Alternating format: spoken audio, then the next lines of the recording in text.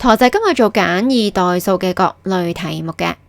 好啦，我哋而家呢就要去剔翻一啲代數式，邊啲係代數式，咁喺格仔度剔咯。嗱，好啦，究竟咩叫做代數式？代數式嘅意思即係話呢，有一條式入邊又有數字又有英文字。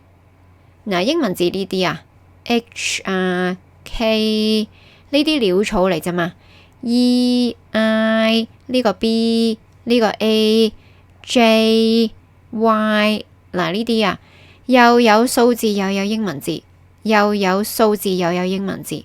咁我哋首先睇呢一個13+5冇英文字，呢個唔得，呢啲淨係數字嘅啫。到呢度英文字又有數字又有，咁咪剔啦。嗱，英文字又有數字又有，咁咪剔啦。英文字又有數字又有，咪剔啦。英文字又有數字又有，咪剔啦。英文字又有數字又有，咁咪剔啦。英文字有數字有剔啦。英文字有數字有剔。英文字有數字有剔，咁樣啦。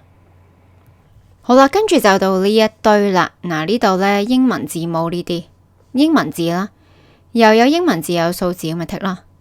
英文字數字剔啦。嗱，2+3都係數字嚟嘅，呢個唔啱。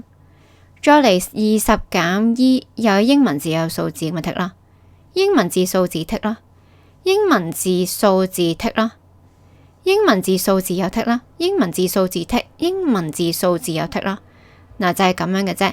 代數就係又有英文字又有數字。咁我哋呢之後會講英文字係做咩嘅，咁你只要剔咗先啦。快啲上榮恩教室嘅 Facebook 同埋我哋嘅網站度睇下啦。